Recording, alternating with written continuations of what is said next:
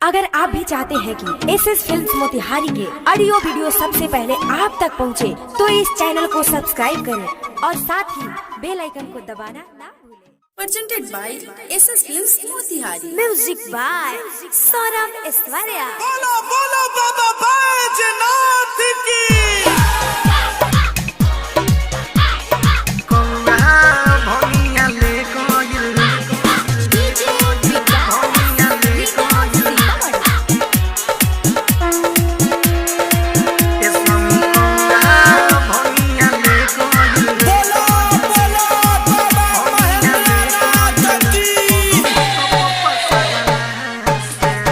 स्वामी कौआ भंगिया ले गइल पर्वत पपसरला से। स्वामी कौआ भंगिया ले गइल पर्वत पपसरला से।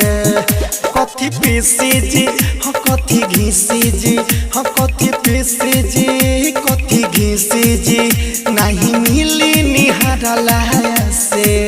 स्वामी कौआ भंगिया ले गइल पर्वत पपसरला से। स्वामी कौआ भंगिया ले गइल पर्वत पपसरला से।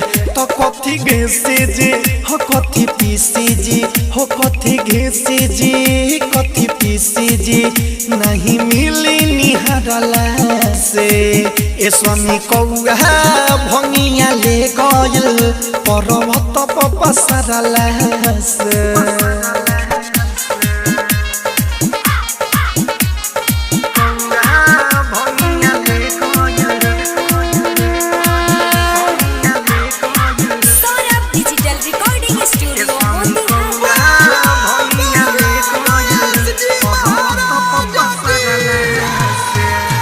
देवघर जाई न घुरी आई न सुनी भोला जी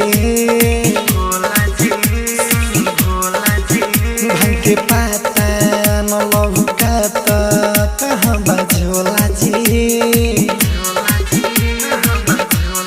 हाँ ढाबुर कमरिया सब भंगिया लेके आवत होई लेके आवत होई लेके आवत होई।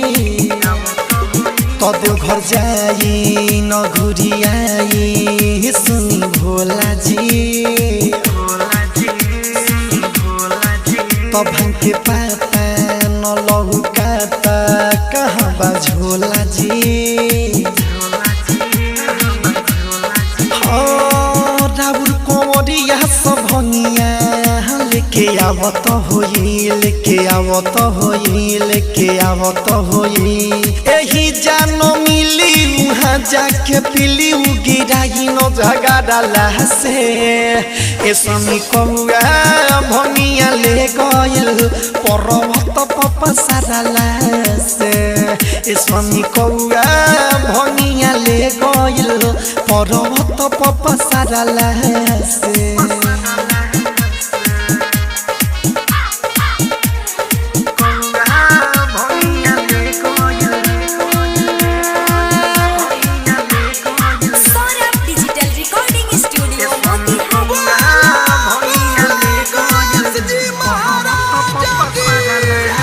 नशा छोरी मुँह मोरी न खिसियाई जी।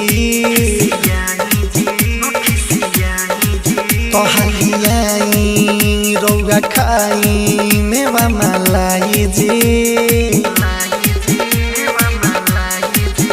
हाँ संजय सारा बाबे जले असो सावन में असो सावन में असो सावन में। नशा छोरी मुँह मोरी न खिसियाई जी। हलियाई रौआ खाई मेवा मलाई जी।